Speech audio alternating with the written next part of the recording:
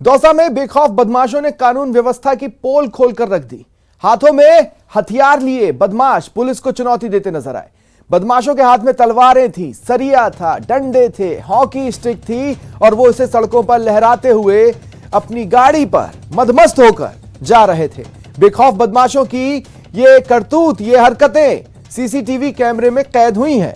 हथियारबंद बदमाशों को देख शहरवासी डर गए। जैसे ही पुलिस को सूचना मिली, 2-3 युवकों को तो हिरासत में लिया गया, अन्य की तलाश जारी है।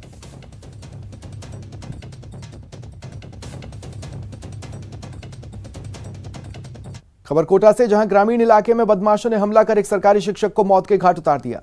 बाइक से खेत की तरफ जाते समय पहले से घात लगाकर बैठे बदमाशों ने हमला बोला।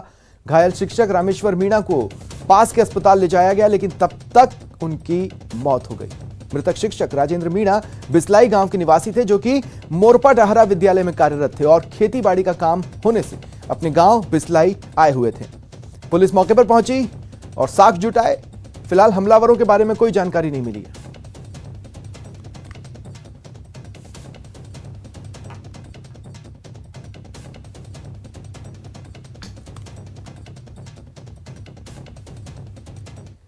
कोविड स्वास्थ्य सहायकों का आंदोलन जारी है। शहीद स्मारक पर आज उनके धरने का 86वां दिन है। आज भूख हड़ताल का दूसरा दिन है। संविदा कैडर में शामिल किए जाने की इनकी मांग है। इस बीच एक और स्वास्थ्य सहायिका की तबीयत बिगड़ने की खबर है, उन्हें अस्पताल भेजा गया है।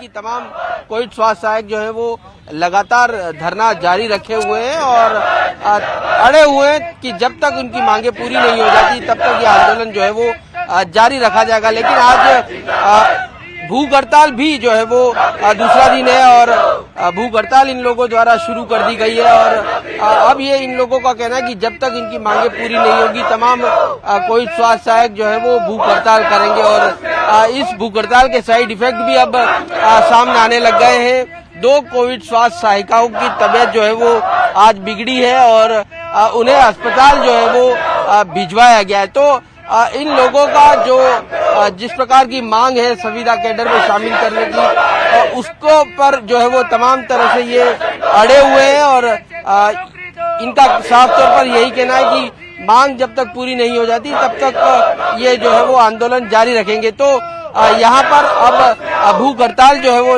लगातार जारी है और क्या किस प्रकार से इनकी रणनीति अब रहने वाली है, इनके नेता हैं उनसे बात कर लेते हैं। मोहन, भूख हड़ताल की जा रही है और 2 स्वास्थ्य सहायकों की तबीयत बिगड़ी है।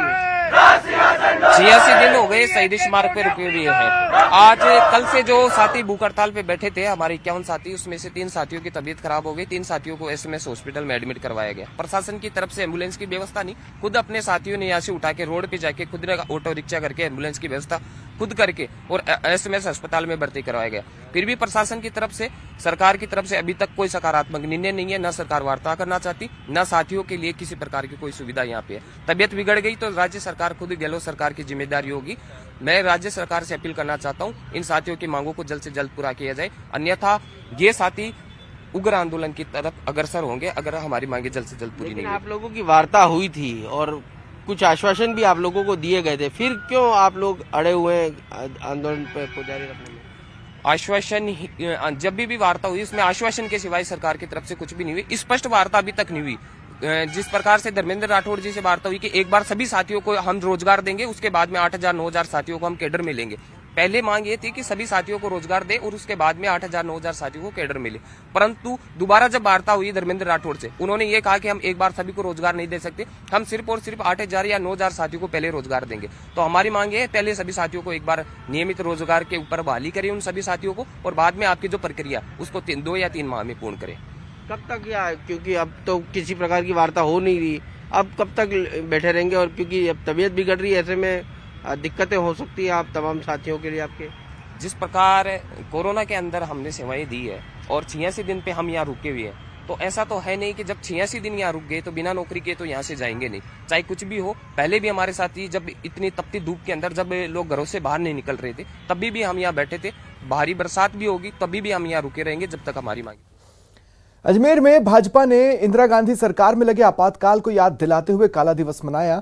सांसद भागीरथ चौधरी, विधायक समेत भाजपा कार्यकर्ताओं ने गांधी भवन पर धरना दिया। कार्यकर्ताओं ने कांग्रेस शासन के दौरान हुई दमनकारी नीतियों की आलोचना की। कहा, आज कांग्रेस जिस संविधान की दुहाई दे रही है उसे अपने अतीत में झांकना चाहिए। तो मेरे स्थान को सुरक्षित रखते हुए परिवार ने 45 साल पहले आपातकाल लगा, वो एक अलग तरह का आपातकाल था। कांग्रेस द्वारा खुद के अस्तित्व को बचाने के लेके, खुद के परिवार को बचाने के लेकर के जो आपातकाल लगा वो आज से 45 साल पहले लगा था और वो सबसे लंबा आपातकाल था। 21 महीने का आपातकाल लगा 1975 से लेकर 1977 तक, और इतना बड़ा आपातकाल लेकर के लगा। और आम जनता, आपने देखा हो तो प्रेस की भी आज़ादी उस वक्त। खबर 12 से जिले में प्री मानसून की बारिश के चलते अब लोगों के घरों में गंदा पानी आ गया है। गंदा पानी पीने की वजह से लोग उल्टी, दस्त, डायरिया के शिकार हो रहे हैं। शहर की कई कॉलोनियों में गंदा पानी आने की वजह से लोग बीमार हो रहे हैं। उन्हें इलाज के लिए आर्थिक बोझ भी उठाना पड़ रहा है। इतना कुछ होने के बावजूद जलदाय विभाग मौन बैठा है। अरे कहाँ हो गया